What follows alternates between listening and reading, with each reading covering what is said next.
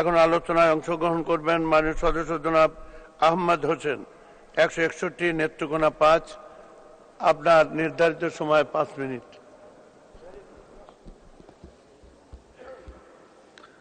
মাননীয় স্পিকার, আপনাকে ধন্যবাদ যে আপনি আমাকে সময় দিয়েছেন বাজেটের উপর কথা বলার জন্য। আমি বলবো, স্বাধীনতার অপর নাম শেখ মুজিবুর রহমান, বাংলাদেশের অপর নাম শেখ মুজিবুর রহমান। এই স্লোগানের মৃত্যু নেই, বঙ্গবন্ধুরও মৃত্যু নেই। যতদিন থাকবে বাংলাদেশ, সূর্য, চন্দ্র, তারকারাজি, ততদিন থাকবেন বাংলাদেশে বঙ্গবন্ধু। আমি বঙ্গবন্ধু শেখ মুজিবুর রহমান তোমার প্রতি শ্রদ্ধা জানাই, ভালোবাসা জানাই। তোমার প্রতি শ্রদ্ধা জানিয়ে বাজেটের বক্তৃতা আমি শুরু করছি। বঙ্গমাতা শেখ ফজিলাতুন্নেসা মুজিবকে আমি যার শ্রদ্ধা জানাই, আমি শ্রদ্ধা জানাই শেখ কামাল, বীর মুক্তিযোদ্ধা শেখ জামাল, শেখ কামাল এবং শেখ রাসেল, শেখ নাসের সহ 15 আগস্টের যারা জীবন দিয়েছেন, নিহত হয়েছেন, তাদের প্রতি শ্রদ্ধা জানাই। জাতীয় 4 নেতা যারা জীবন দিয়ে প্রমাণ করে গেছেন তারা বঙ্গবন্ধুরই লোক ছিলেন, তাদের প্রতি আমি শ্রদ্ধা জানাই। শ্রদ্ধা জানাই 30 লক্ষ শহীদ, 2 লক্ষ মা বোন, তাদের প্রতি শ্রদ্ধা জানাই। 52 ভাষা আন্দোলন থেকে শুরু করে বিভিন্ন পর্যায়ের গণতান্ত্রিক আন্দোলনে যারা জীবন দিয়েছেন তাদের প্রতি শ্রদ্ধা জানিয়ে আমার সংক্ষিপ্ত বক্তব্য শুরু করছি। আমি জানি মাননীয় speaker, time is running out, আমার বক্তৃতাও রানিং আউট। কাজেই আমি এখানে প্রথমেই বলতে চাচ্ছি যে budget it's a tough thing. দাঁতের লাগে দাঁত ভেঙে যাওয়ার অবস্থা, এত কঠিন বিদ্যা। বাট অর্থনীতি, রাজনীতি হচ্ছে যমজ ভাই। রাজনীতি ছাড়া যেমন অর্থনীতি চলে না, অর্থনীতি ছাড়া রাজনীতিও চলে না। এখানে উই আর লাকি পিপল। করতে বলবো যে আমেরিকার প্রেসিডেন্ট বারাক ওবামা, তিনি নাকি সেন্ট্রাল ব্যাংকের, কেন্দ্রীয় ব্যাংকের গভর্নরের সাথে ডিনারে বসতেন অর্থনীতি বোঝার জন্য। আমরা লাকি পিপল এই কারণে যে আমাদের leader of Bangladesh, honourable prime minister Sheikh Hasina, তিনি এইটা নিয়ে মনে হয় 21টি আপনার বাজেটে দিতে যাচ্ছেন। তার কোনো গভর্নর সাথে বসার দরকার নেই, তিনি নিজে এখন গভর্নরকে ব্রিফ করতে পারেন, ডিকটেট করতে পারেন। মাননীয় অর্থমন্ত্রী, এই বাজেটে আমি দেখেছি ফ্রম বিগিনিং টু এন্ড মাননীয় প্রধানমন্ত্রী শেখ হাসিনার চিন্তাধারার প্রতিফলন। কাজেই মাননীয় অর্থমন্ত্রীকে ধন্যবাদ যে আপনি কিন্তু এমন একটি বাজেট দিয়েছেন বৈশ্বিক সংকটকে মাথায় রেখে। আপনি কল্পনার রথে ছড়ে আপনি মঙ্গল গ্রহে যাওয়ার চিন্তা করেননি।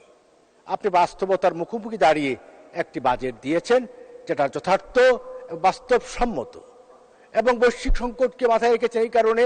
এবং prevention is better than cure. Preventive ব্যবস্থা হচ্ছে এই বাজেট, যাতে অর্থনীতি সংকটে পতিত না হয়। আমরা একটা সিগন্যাল পেয়েছি গতকালকে, আপনার IMF তার 3য় কিস্তির ঋণ কিন্তু অ্যাপ্রুভাল দিয়েছে এবং টাকা দিচ্ছে। এটার মধ্যে সিগন্যাল আসে আমার ইকোনমি ইজ রাইট, আমার ইকোনমি কারেক্ট। ইকোনমি কারেক্ট না হলে IMF 3য় কিস্তির ছাড় দিত না। মানে ঋণ কাকে দেয়? যে ঋণ রিফান্ড করতে পারে। কাজে আমি মনে করি আমাদের অর্থনীতি সম্পর্কে যারা অতীতে অনেকেই তা হাউকাউ করেছিলেন, এখন বিএনপি তো অনেক কথাই বলেছিল যে শ্রীলঙ্কা হয়ে যাবে, শ্রীলঙ্কা হয়ে যাবে। But how much capable leader we got, it is our beloved leader Sheikh Hasina. এমন সুইচ মেরে দিয়েছেন যে শ্রীলঙ্কা কেন, শ্রীলঙ্কা বাপও আসবে না, এমন মেরে দিয়েছেন। প্রথমত কথা হলো, আপনি বিএনপির আমল বলেন, জাতীয় পার্টির আমল বলেন, আপনার ওভার ইনভয়েসিং, আন্ডার ইনভয়েসিং এত বেশি ছিল, টাকা পাচার করার জন্য সবচেয়ে মুখ্য হাতিয়ার ছিল। এখন কিন্তু ওভার ইনভয়েসিং, আন্ডার ইনভয়েসিং একার সুশাসন প্রতিষ্ঠিত হয়েছে, কন্ট্রোল হয়েছে। এই ওভার ইনভয়েসিং, আন্ডার ইনভয়েসিং বন্ধ করতে পারলে পাচার কিন্তু বন্ধ হয়ে যাবে। কাজে আজকের এই দিনে আমি সদস্য 2 মিনিট জানি মাননীয় স্পিকার, টাইম চলে গেছে, আমারও সময় চলে গেছে। আমি একটু শেষ কথা বলতে চাচ্ছি মুক্তিযোদ্ধাদের নিয়ে।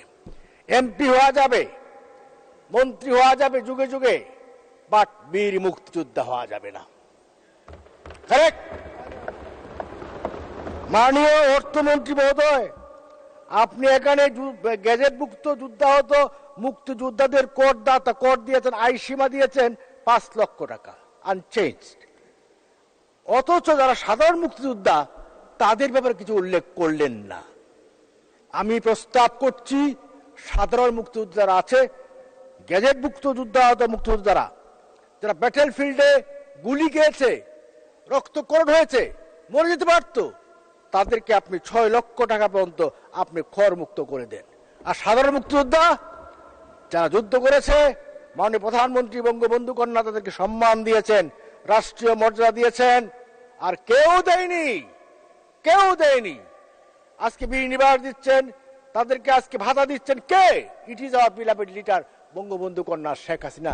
অনেকে অনেক কথা বলেছেন, কিন্তু মুক্তিযোদ্ধাদেরকে রাষ্ট্রীয় সম্মান দিচ্ছেন একমাত্র প্রধানমন্ত্রী শেখ হাসিনা। আপনি সাধারণ মুক্তিযোদ্ধাদেরকে আপনি 5 লক্ষ টাকা পর্যন্ত আপনি কর মুক্তি দেওয়ার জন্য অনুরোধ করে যাচ্ছি। কি মুক্তিযোদ্ধাদের সম্মান দিলে এই যে চিল্লাপাল্লা হচ্ছে, চিৎকার করতেছেন, এত চিৎকার করবেন না। দেখলাম তো সেদিন অনেক কথা হয়ে গেছে। আপনার এই যে আপনার 21টি পণ্য আপনার কর অর্ধেক কর্তন করা হয়েছে। এটা ভালো দেখেন না? এখানে যা আছে সব রান্নাঘরের আইটেম। এটা হচ্ছে রান্নাঘরের বাজেট। আপনার 400 ফ্ল্যাট দিবেন, কাদেরকে দিচ্ছেন? যারা গরিব মানুষ, তাদেরকে দিচ্ছেন। কাজে এটা গরিবের বাজেট। কাজে এই বাজেটকে অভিনন্দন জানাই। এই বাজেট 1 বছরের মধ্য দিয়ে আমরা মনে করি অর্থনীতি ভালো থাকবে, আগামী দিনে ভালো থাকবো। এই আমাদের নেতা আছেন শেখ হাসিনার মতো নেতা যেখানে আছেন, উই আর নট অ্যাফ্রেড। আমরা ভীত নই, আমরা এগিয়ে যাচ্ছি। তার নেতৃত্বে আমার দেশ এগিয়ে যাবে। Congress led by others members, তারা শপথ দিয়েছে সংবিধান ডেমোক্রেসিকে এগিয়ে নিয়ে যাবে। আর আমাদের এই দেশে যারা আছে ওই যে সন্ত্রাসী, তারা কি বলে? তারা হচ্ছে গণতন্ত্র ধ্বংস করো, সংবিধান ধ্বংস করো। মাননীয় স্পিকার, 1 সেকেন্ড। একটা ডোনাল্ড লো হাটে হাড়ি ভেঙে দিয়েছেন। তিনি ভয়েস অফ আমেরিকা সাক্ষাৎকারে বলেছেন, একটি প্রশ্নের উত্তরে বলেছেন যে আমি যখন বলা হলো যে নির্বাচন সম্পর্কে বলা হলো, তো তিনি বললেন আমরা গভর্নমেন্টকে অনুরোধ করেছিলাম নির্বাচনকে বানচাল করার জন্য, যারা চক্রান্ত করছে তাদেরকে আইডেন্টিফাই করে শাস্তি দেওয়ার জন্য। এই সরকারের সাথে আমরা আছি, কাজ করব।